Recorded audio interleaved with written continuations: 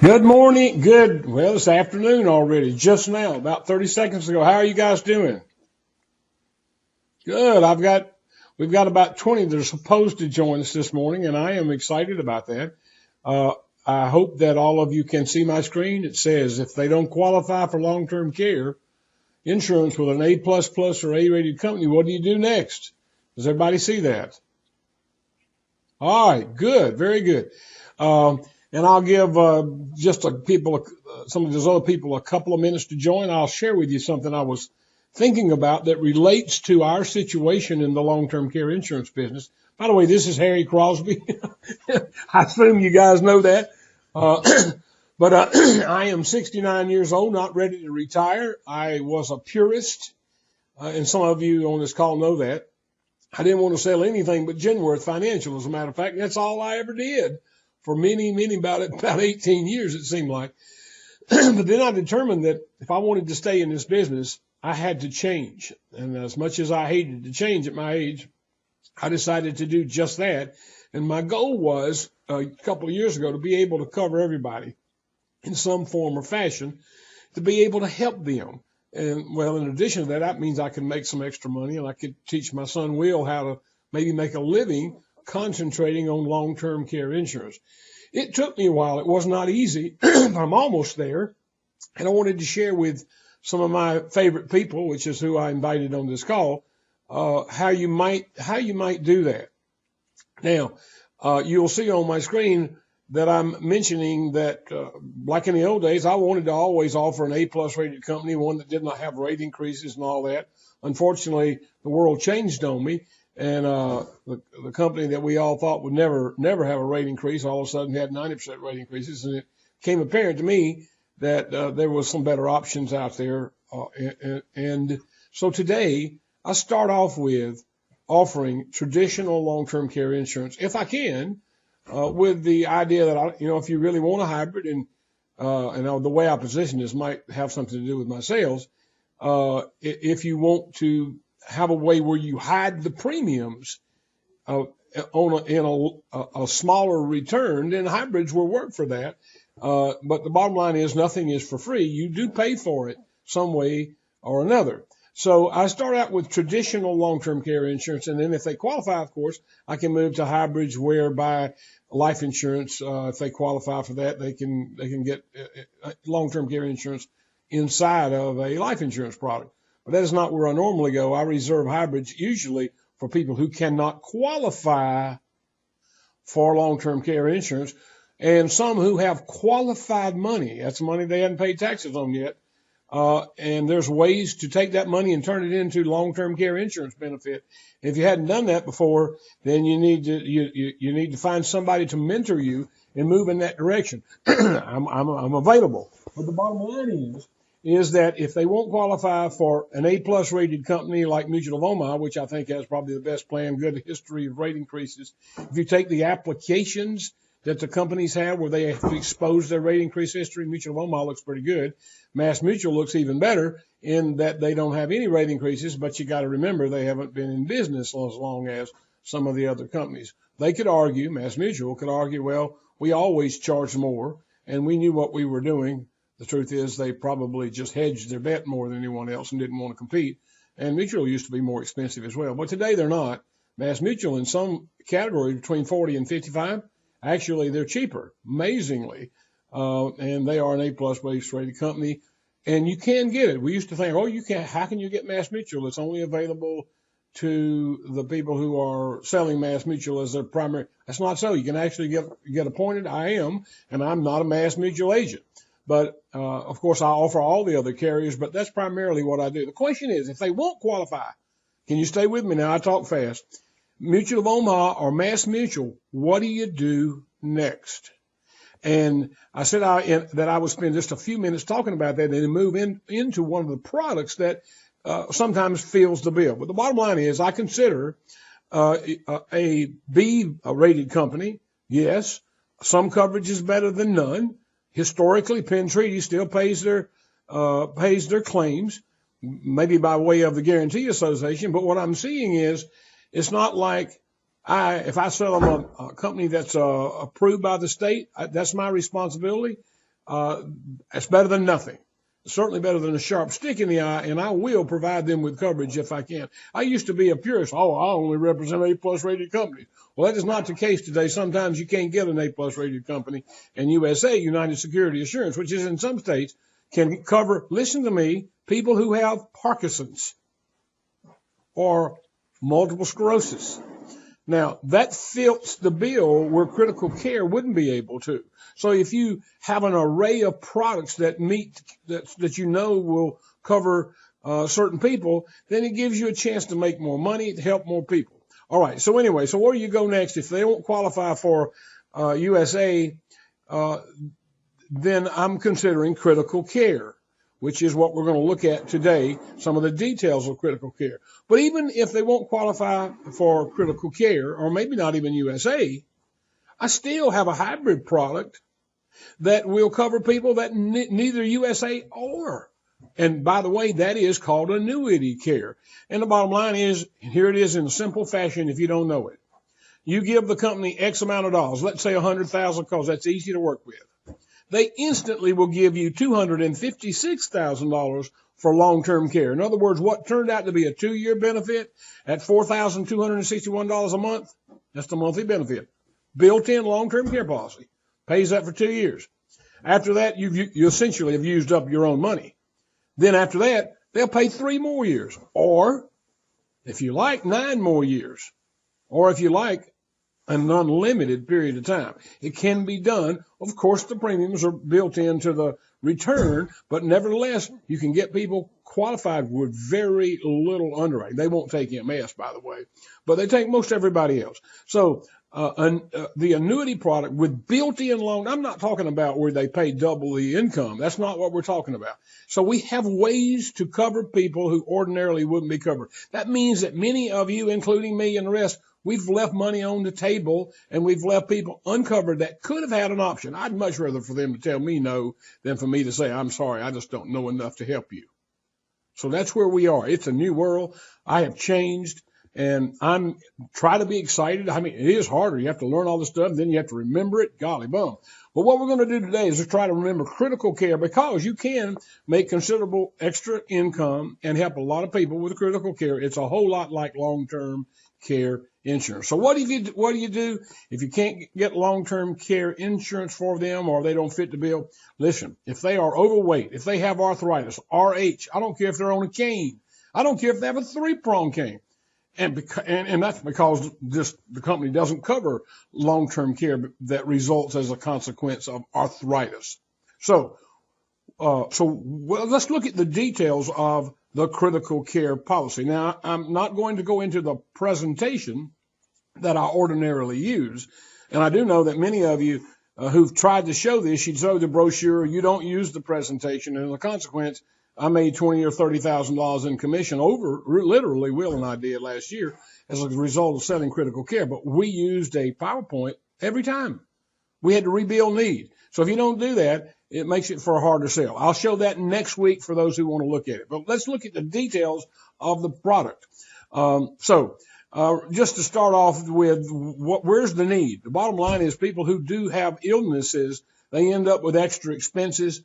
And a lot of people go broke as a consequence of that. More bankruptcies occur because of health expenses than for any other reason. And many of those people, 70% of them, had insurance and still went bankrupt. So those are some of the out-of-pocket costs related to illnesses.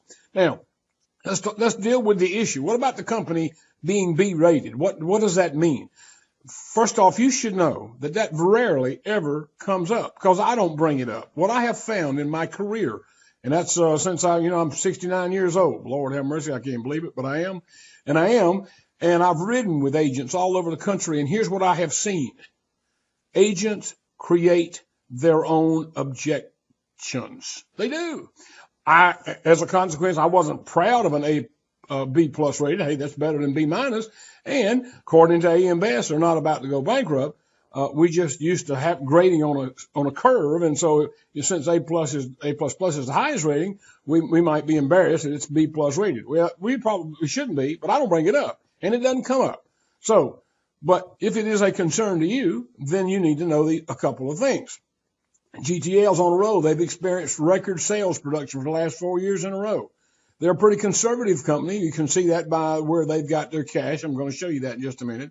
It's a private company, not a stock-held company. They aren't beholden to stockholders who want to make sure that they get their return and force the company to do things that maybe they wouldn't want to do. They don't have rate increases after rate increases and don't need to with a product like this, because it's easier to price a product when it's based on certain specific diseases. They also are rated by Weiss.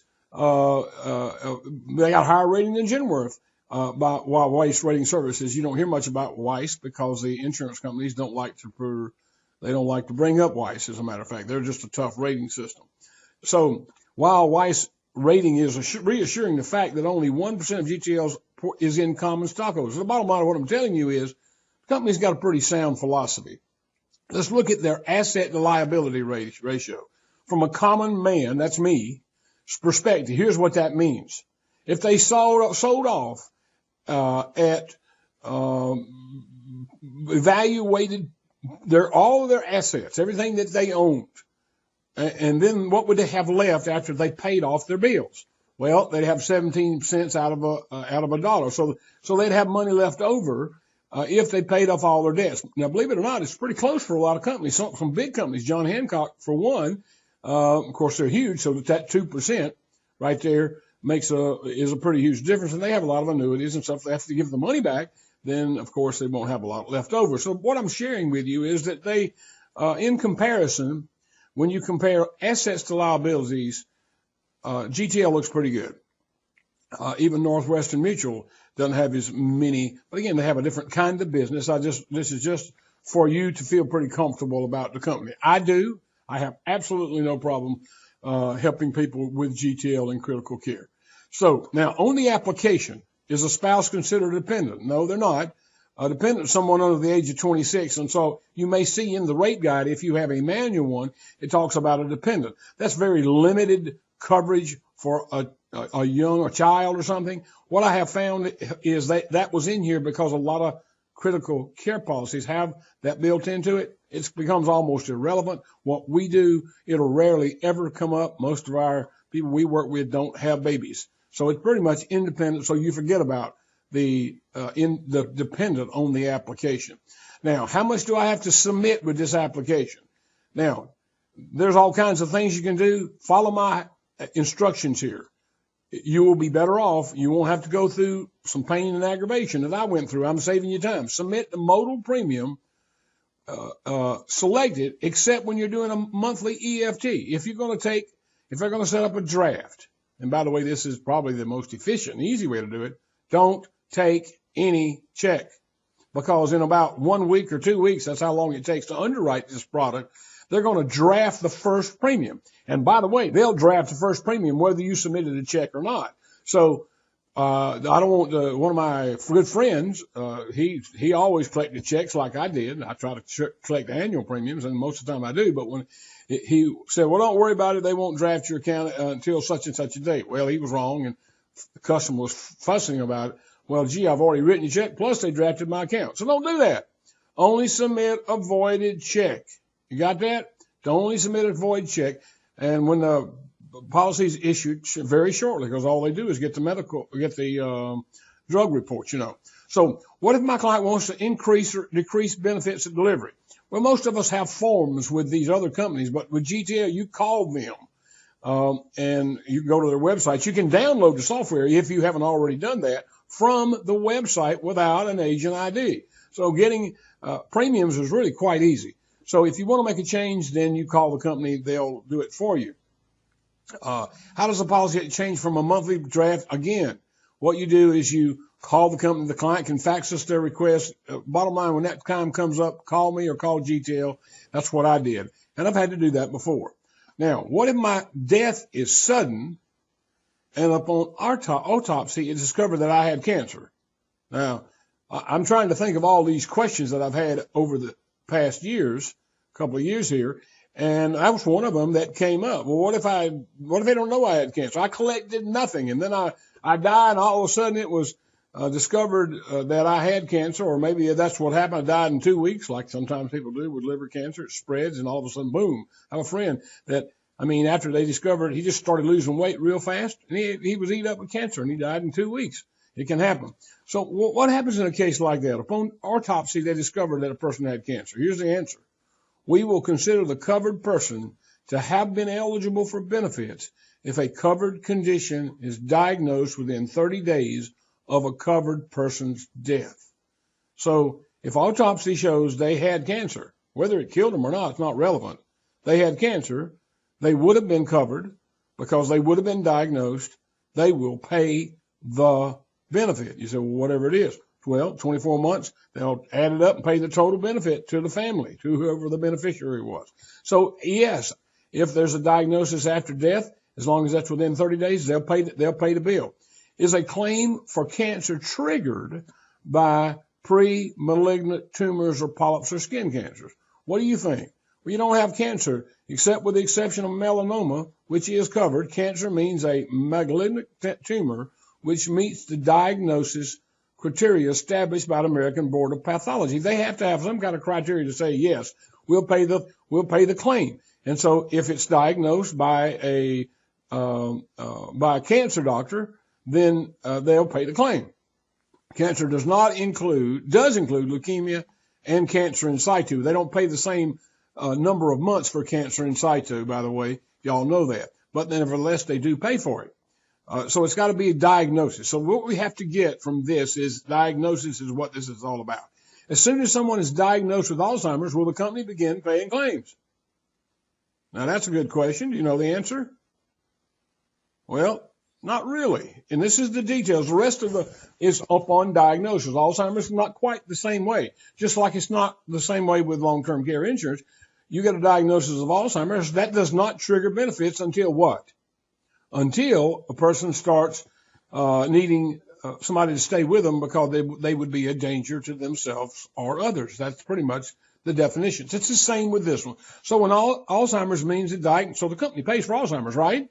Made by a certified neurologist, which results in a person's loss of memory. So it must result in reduction of mental and social functioning. So it's just like long-term care insurance here. So it does pay for Alzheimer's, but it's got to get to the point where you need of supervision. Okay, now, will a policy pay more claims for the same cancer? Now, we know that you don't get diagnosed more than one time with Alzheimer's. If you did, it's the same diagnosis. So the company does not pay twice for Alzheimer's. But will it pay twice for cancer? Remember this thing called what? Right. We can the benefit is reinstated after what? After 12 months of no benefits. So what about if somebody has cancer and then they go into remission? Under certain conditions, it will. There must be a medical period of remission. It's got to be in a doctor's record that it's in remission, not just a client's opinion, which means that at least for 1 full year, the covered person has been free from any cancer treatments, including those drugs that people take for maintenance. Oh, I don't have it, but he's just giving me that drug. That means they're concerned about it coming back. So if they're cancer-free, no drugs, no treatment, and it comes back, yes, they'll pay again, or even for the same cancer. Now, how many times, can anybody think to yourself, don't answer out loud, but how many times can a policy be restored? Think about it. 2, 3, 4, pick your number in your head, and what's the answer? It depends on the type of claim and the benefit payment. The policy could be restored no less than 3 times and more than 6. Yeah, we're going to look at that in a minute. The limit set in the policy is not based on how many times the policy is restored, but on an established maximum lifetime benefit. When we do the presentation, we talk about how we figure out what that lifetime benefit is. Essentially, it's 3 times the maximum amount you could receive in a year. So we won't go over that right now, but the bottom line is I'll tell you what I'll do. Let me show you an illustration that demonstrates how the policy could be restored more than 3 times. This is Dick Cheney, your favorite person, I know. I'm kidding, but it doesn't matter. The bottom line is he's a person of renown. We know who he is. And he had a heart attack at 37 years of age. had one at 43. What if he had bought a policy back then? Would he have gotten paid for every one of these? Surprisingly, he fits in every one of them except for the quadruple bypass. He would have had to wait. He actually would have gotten paid for the quadruple bypass, but he would have had to wait until a year after the third heart attack. But in any case, you can see the time between the heart attacks, and he would have gotten paid on every one of those conditions.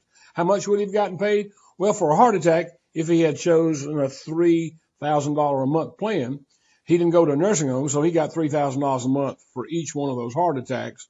You get $2,000 for a quadruple bypass. But that was after restoration now.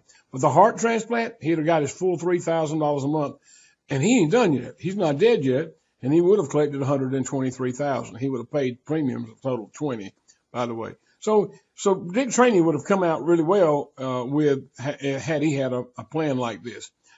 But the illustration is to point out to you that it is based on that how many times can it be restored? It's based on how much money is available.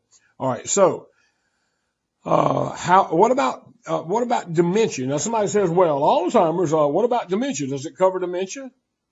Well, you should know that Alzheimer's is what? Is dementia a form of Alzheimer's, or is Alzheimer's a form of dementia? Well, the answer is dementia is a broad term that does include Alzheimer's, and so dementia itself is not a benefit trigger. Alzheimer's is.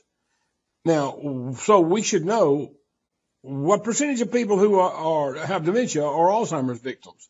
We actually know what that is supposed to be. So look at this slide. It's going to be an important slide. Dementia is not a specific disease. It's an overall term that describes a wide range of symptoms associated with decline in memory. Alzheimer's disease, this is what's important, counts for 60 to 80% of the cases, according to the Alzheimer's Association. Now, what about other forms of dementia?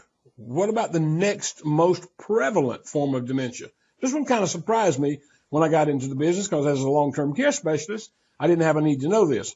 But vascular dementia, which occurs after a stroke, look it up. This is true, is the second most common dementia type. Well, does critical care pay for stroke? Yeah, if you have plan A or plan C, it certainly does. So what I'm saying is that when you say, no, it doesn't pay for dementia, it doesn't directly, but if it's caused by stroke, then you're going to be being paid for on a monthly basis for the stroke, because a stroke is a diagnosis that the company pays for. So, but there are many other conditions that can cause dementia, such as thyroid problems, vitamin deficiencies, and all kinds of things. But by and large, most of the dementia is a result of strokes and Alzheimer's. So when somebody says, what does it cover dementia? You say, well, it covers Alzheimer's specifically, and stroke, which causes many forms of dementia. Okay, so now let's go to underwriting. Does GTL require medical records? Well, obviously, if they can underwrite this in 1 week or 2 weeks, and they can, they don't require medical records. Do they ever require medical records? Well, sometimes they do.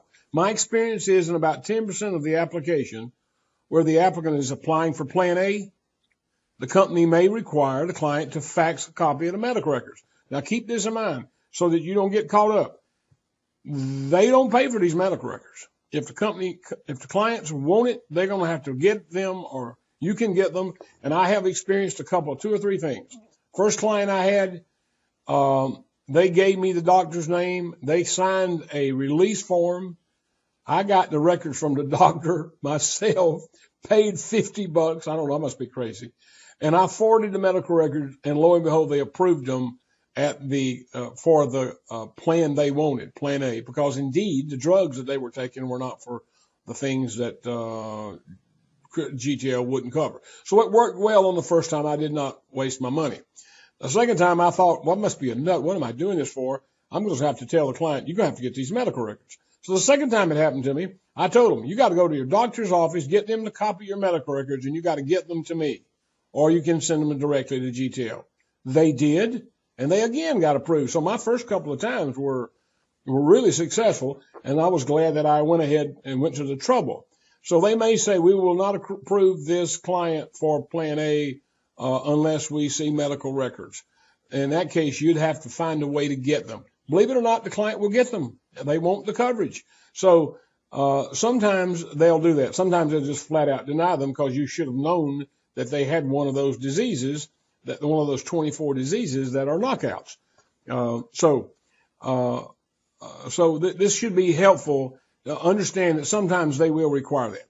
Okay, that is in 26 minutes a pretty big overview of the nuances of critical care and how it relates to long-term care planning. I will take a few minutes of questions if you would like to ask them. Otherwise, we'll be done, and all those people who put off lunch will be able to go to lunch, and I appreciate you joining the call. Anybody have a question?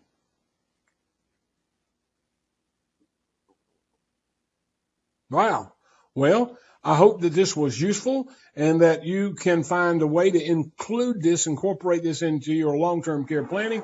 Next week, we will go over, for those who would like to see a presentation, we'll use the PowerPoint that I use online. By the way, reinventing myself, I work in all kinds of states. I don't confine myself to South Carolina and North Carolina anymore. I'll even talk to people in New Jersey, which I do, by the way. So, and critical care sometimes is the alternative that I need to go to help them. So next week, if you'd like to see that, join the call. Does somebody have a question? Hey, Rhonda, I saw your name pop up.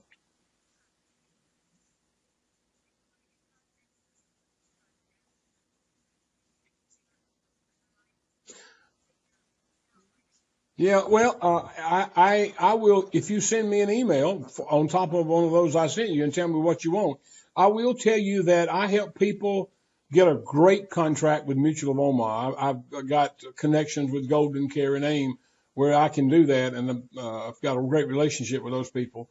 All those companies that I mentioned that I use, that I've got contracts with all of them so that I can offer contracts and have people in a downline. I'm not trying to make a killing on any one person. I just like doing this. So if you are in need of some place to go with your alternative business or any business that you have, I'd love to be one of your considerations. As you know, I'm an agent at heart, and so therefore I like to do training. And so if you like that kind of thing, then I might be right for you. So just email me and tell me what you want. The Kemper product, by the way, Kemper, which is a home health care plan, is almost no underwriting. People who can't qualify for anything else, can't afford anything else, would probably like to have something to help pay their home care bills. So we've got all kinds of options. And if you're contracted with me with any fashion or way, I'd help you do the same thing. It takes a little work, but if you're going to stay in this business, it seems to me you ought to be able. I'm not trying. I can sell annuities just for investment, but that is not my main thing. I'm trying to help people plan ahead for some type of long-term care illness. So I'd love to help anybody who would be interested in it. Thank you so much for the question. I swear I did not plant that question.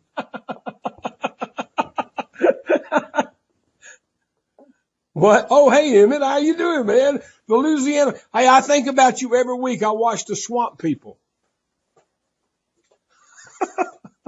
Yeah, have you ever seen that?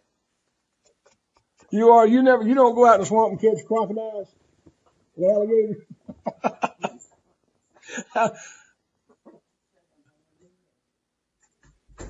Yeah, I'm very familiar with that.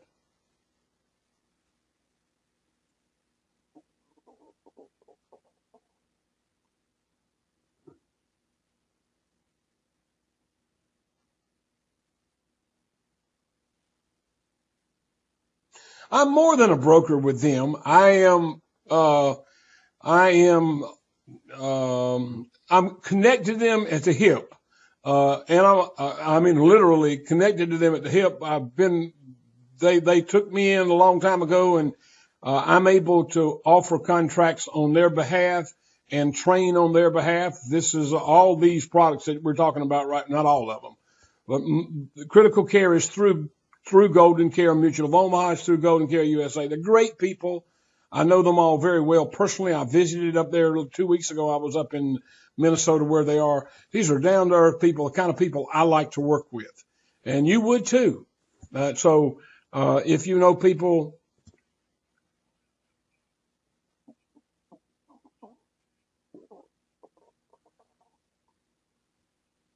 Yeah, you are. You are. That's exactly right. You can get good contracts. We're talking about 70 and 8 or something like that. Yeah. Yeah, really. So anyway, that's something that I do.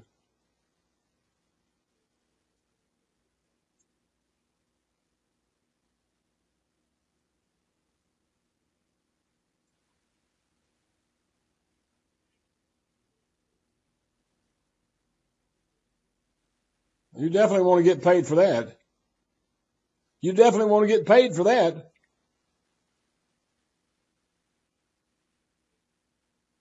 Yeah, you can. You absolutely can. I won't speak to that. I don't think so. That would be not according to the Q&A that I read about the career force. No, you would get paid for all that. That's what I read. Did you see that? Did you see all those questions that they put out?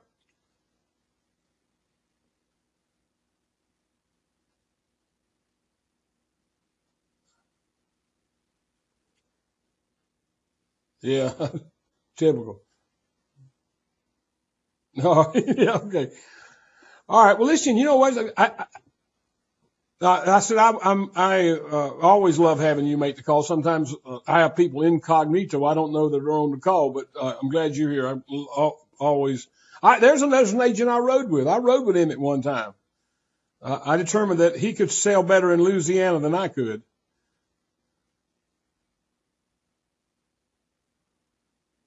Well, if you come up here, you'll have to sit beside me on the couch because I do it all remotely. Yeah, I'll teach you how to do that if you want me to. Come on up. All right. Seriously. I'm dead serious about that. I do it every day. All right, buddy. All right. Thank you guys for making the call. Yes. Anybody else got a question? I'm about to go. Thank you very much. Talk to you guys later. Thank you for joining. Bye-bye.